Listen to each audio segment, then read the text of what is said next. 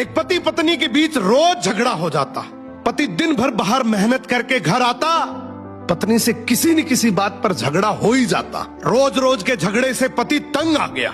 एक दिन उसने अपनी पत्नी को प्यार से समझाया कि तू रोज मुझसे लड़ा मत कर। तो पत्नी बोली, क्या करूं, मुझे गुस्सा आ जाता है, मैं अपने गुस्से को कंट्रोल नहीं कर पाती हूं। पति ने तरकीब लगाई, कुछ कीलें लाकर अपनी पत्नी को दी और बोला, तुझे जब जब गुस्सा आए इसमें से एक कील इस दीवार पे ठोक देना।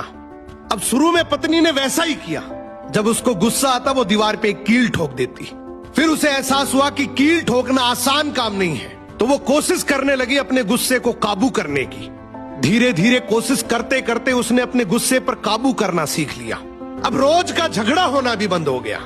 फिर एक दिन पति ने कहा कि अब जब भी लगे कि गुस्सा शांत हो गया है तो दीवार में से एक एक करके कील निकाल देना। पत्नी ने फिर वैसा ही किया। जब उसे लगता कि उसका गुस्सा शांत हो गया है, वो अपने गुस्से को कंट्रोल कर पा रही है, तो वो दीवार में से एक कील को हटा देती। अब समय के साथ दीवार से कीलें तो सारी हट गई, लेकिन उन कीलों से दीवार पर हमेशा के लिए बहुत गहरे निशान पड़ गए। अब उस पति ने अपनी पत्नी को जो समझाया वो हमारी जिंदगी में बहुत काम आएगा। पति ने कहा कि बिल्कुल ऐसे ही गुस्से में जब हम किसी के दिल को चोट पहुंचाते हैं, अपने शब्दों से, अपने लहजे से, अपनी प्रतिक्रिया से, चीखते हैं, चिल्लाते हैं, अपशब्द बोलते हैं, कड़वे शब्द बोलते हैं, तो उनके दिल पर भी इतने गहरे निशान पड़ जाते हैं। उसके बाद हम कितनी भी बार माफी मांग ले, वो निशान नहीं मिटते।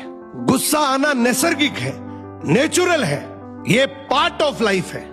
लेकिन इस गुस्से को कंट्रोल करना, इसको काबू करना, ये एक आर्ट ऑफ लाइफ है, ये एक कला है।